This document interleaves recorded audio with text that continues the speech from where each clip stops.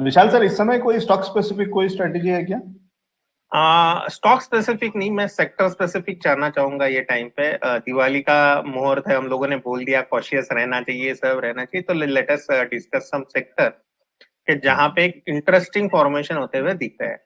वो है आपके स्पेसिफिकली मैं बोलना चाहूंगा डिफेंस और डिफेंस रिलेटेड एक्टिविटीज। मैं पहले भी ये सेक्टर पे अपग्रेड रहा हूँ। पिछला 1 साल ये सेक्टर ने अच्छा काम किया है।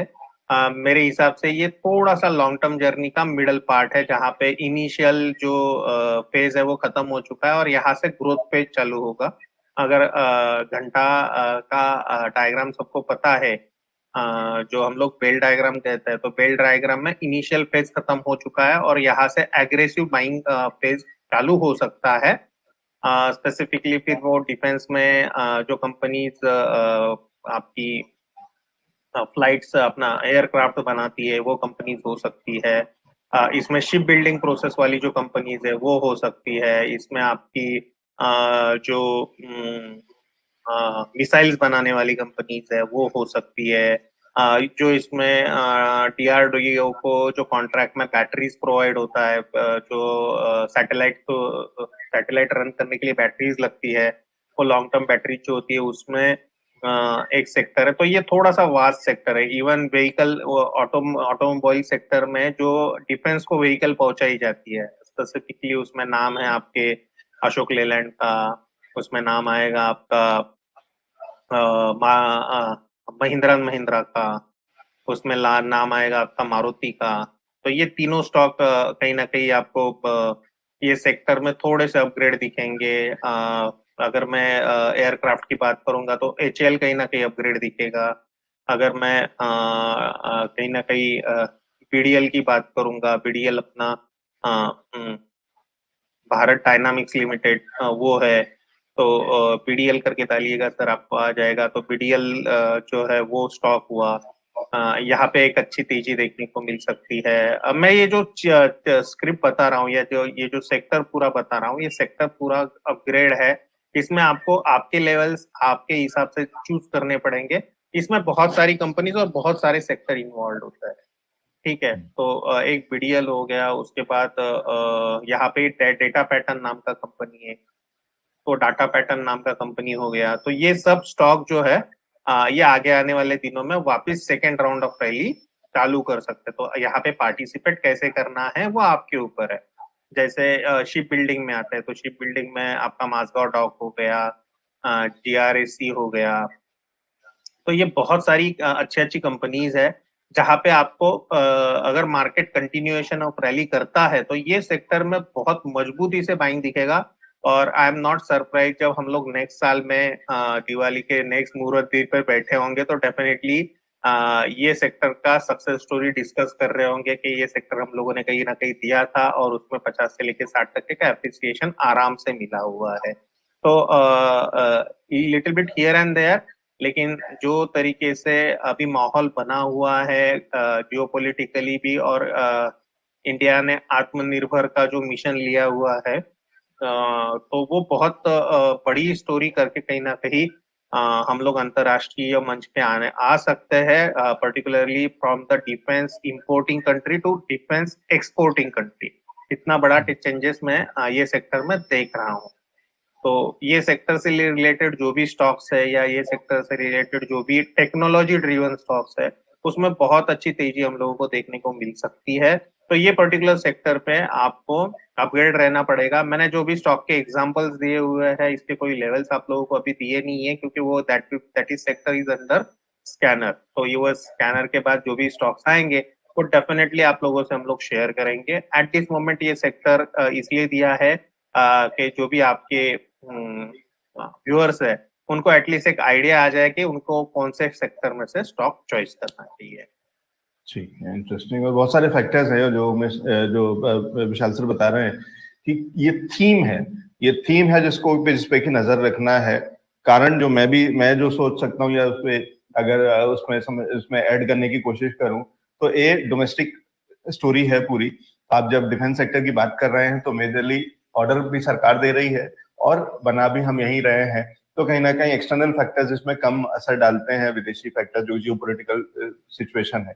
प्लस हम डिफेंस सेक्टर की बात कर रहे हैं जहां पे अब हम इंपोर्टर से एक्सपोर्टर बनने की तरफ अग्रसर हैं।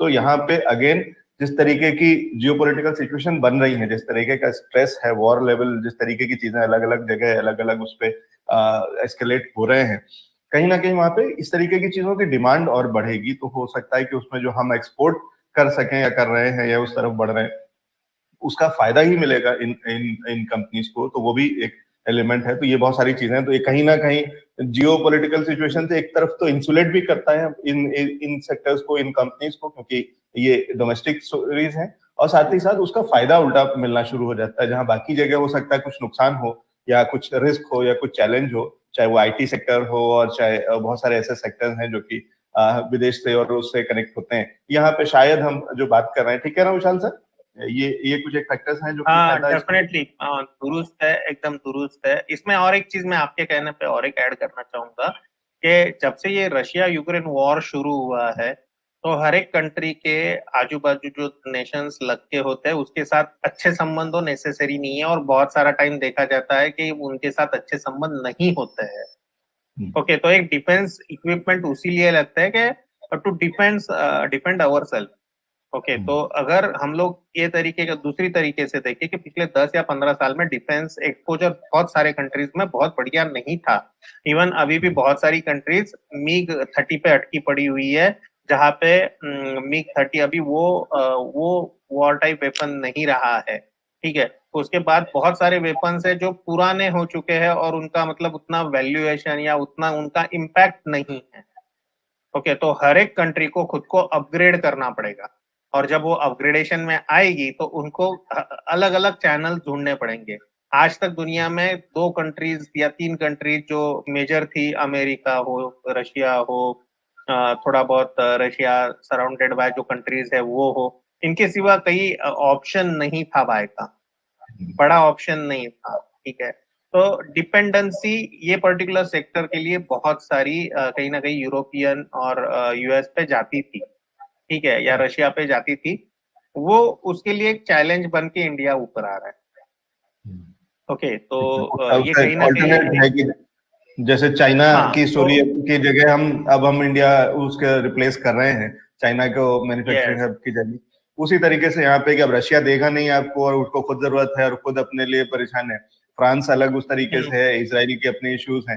तो इस समय जो सबसे एक मेजर एक जो नेक्स्ट ऑल्टरनेट आपके लिए निकल के आता है वो कहीं ना कहीं इंडिया निकल के आता है। और कहीं स्ट्रेस लेवल तो बढ़ा ही हुआ है करीब करीब हर बॉर्डर पे। तो वो जो आप कह रहे हैं भले ही युद्ध की स्थिति ना हो, लेकिन अगर 2 बॉर्डर्स और 2 कंट्रीज आपस में और वो वाला, तो कहीं एक वो टसल रहता है और एक वो टेंशन क्रिएट हो रहा है, और वो ग्लोबली क्रिएट हो रहा है। इसलिए हम अक्सर देखते हैं कि कई जगह बात हो रही है कि अगले वर्ल्ड वॉर की भी बातें होने लगी हैं। अगर तो बात हो रही है तो मतलब सारी दुनिया कहीं ना कहीं एक उस पे बैठा हुआ है, एक हॉट सीट पे बैठा हुआ है, और सब लोग जो है कहीं ना कहीं उस एग्रेशन के साथ में, और वो दिख रहा है, वो चाहे इकोनॉमिकली हो चाहे बहुत और रीजन हो, लेकिन वो वाली चीज है उसका एक बढ़िया ऑल्टरनेट, एक बढ़िया इसमें सब्स्टिट्यूट और एक बढ़िया चीज ऐड करता हूँ सर, इस पे गौर कीजिएगा। ये चीज शायद से कोई चैनल वाला या कोई एनालिस्ट आपको आके नहीं बताएगा, वो चीज मैं यहाँ पे डिस्कस करता हूँ।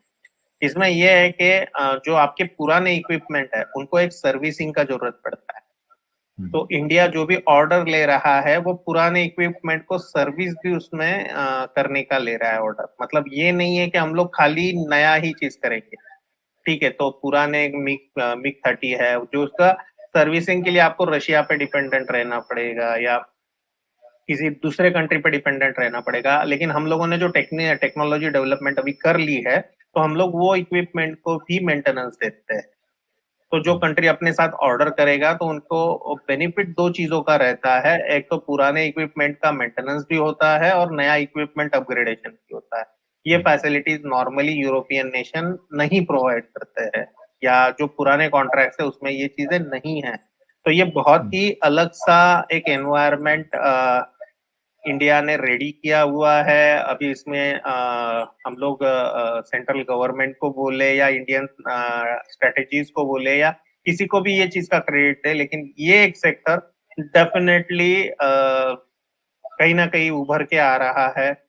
इवन में ये सेक्टर के बारे में बहुत सारे फंड मैनेजर से जब हम लोगों की बात होती है तो they are also initially somewhere denial के पोजीशन में थे, डिनायल के पोजीशन में थे कि शायद से सभी गवर्नमेंट कंपनीज इसमें आती है, लेकिन पीएसयू का साइकिल ही अपवर्ड टर्न हो चुका है। 2030 तक आपको पीएसयू ही दिखेगा, इररिस्पेक्टिव ऑफ ये डिफेंस में है कि नहीं है। तो बहुत सारे पीएसयू आपको कहीं ना कहीं आगे आते हुए दिखेंगे, और आज गवर्नमेंट का कंसंट्रेशन एटलीस्ट डिफेंस पे बहुत ज्यादा है।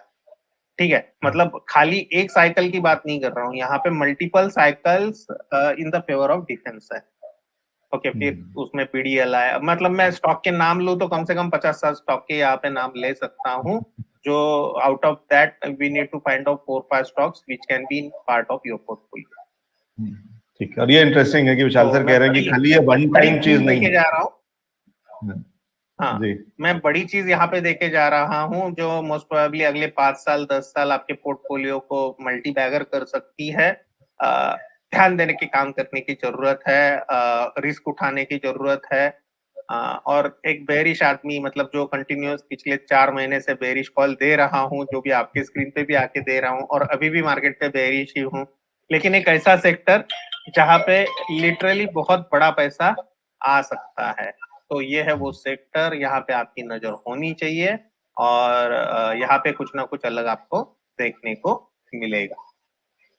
तो अभी इतना मल्टी बैगर इसलिए क्योंकि कंपाउंडिंग इफेक्ट भी दिख रहा है। तो विशाल सर जो कह रहे हैं ना कि खाली कॉन्ट्रैक्ट की बात नहीं है कि एक बार आपने सप्लाई कर दिया, हम उसकी भी बात कर रहे हैं कि उसकी सर्विसिंग भी, उसके बाद की अपग्रेडेशन भी, तो वो वाली चीजों में भी हम जा रहे हैं, या उसमें भी तो वो एक रनिंग इनकम भी और रेगुलर इनकम भी तो वो बढ़ती जाएगी। तो आपने 10 जहाज बेचे और 10 जहाज की फिर सर्विसिंग भी आप कर रहे हैं, तो वो बीच बीच में वाली चीज यहाँ पे वो सवाल नहीं है कि हम लोगों ने जो बेचा उसकी सर्विसिंग कर रहे हैं, यहाँ पे वो सवाल है कि जो उनके पास इक्विपमेंट पड़े हैं, पिछला वाला भी, उसको भी सर्विसिंग करने के लिए रेडी है। उसकी भी सर्विसिंग, क्योंकि अभी इस समय आप रशिया ले जा करके उसकी सर्विसिंग नहीं करा सकते, तो वो ना रशिया करने वाला है, ना उसके पास फुर्सत है, और ना आपके पास। तो अगर अब कोई ऑल्टरनेट बचता है और कोई एक रिलायबल ऐसा कंट्री बचता है जहां पे आपको आप थोड़ा निश्चिंत होकर के जा सकते हैं, तो वो इंडिया बचता है। तो एक ऐसा ऑल्टरनेट, एक ऐसा सब्स्टिट्यूट बन के उभरा है।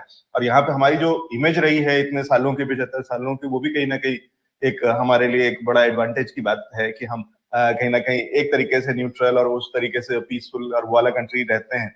तो कहीं हम बहुत ज्यादा कोई बायस या कोई एक साइडेड वाला नहीं है। तो ऐसा नहीं है कि जिनकी रशिया से लड़ाई चल रही है वो भी, उन्हें पता है कि भले ही हम उनके साथ में कुछ कुछ चीजें कर रहे हैं, लेकिन फिर भी हम रिलायबिलिटी के साथ में है। तो एक इंडिया एक उस तरीके का एक सॉल्यूशन बन करके उभर रहा है, जो विशाल सर कह रहे हैं। और ये वो वाली चीज है कि ये बड़ी इकोनॉमीज के पास उसकी फुर्सत भी नहीं, उनको उसका लालच भी नहीं होता, कह लीजिए कि वो कहते हैं कि हम जहाज बेच दें, हमें क्या करना, सर्विसिंग के पैसे हमें नहीं कमाने हैं। लेकिन हम तो कहीं ना कहीं डेवलपिंग नेशन में से हैं, हम दोनों चीजें कमा लेंगे और दोनों हमारे लिए फायदा है, और वो भी हमारे लिए बड़ी इनकम ही होगी, क्योंकि अगर हम उसकी सर्विसिंग में भी जाते हैं तो वो कोई छोटी चीज नहीं है। तो वो उनके लिए हो सकता है कि एक छोटा काम हो, या कम उसका, उसमें वो कम इंटरेस्ट रखते हैं, वो बेचने में ज्यादा इंटरेस्ट रखते हैं, उसकी सर्विसिंग में, रिपेयर में कम इंटरेस्ट रखते हैं। हम दोनों चीजों में इंटरेस्ट रखते हैं, क्योंकि हमारे पास बहुत सारा मैन पावर है, बहुत सारा नो हाउ है, और उसको हम इस्तेमाल करते हैं अगर, तो बढ़िया तरीके से उसका फायदा उठा सकते हैं। बढ़िया ज्ञान, बढ़िया जानकारी Vishal sir, thank you so much, जबरदस्त चीजें।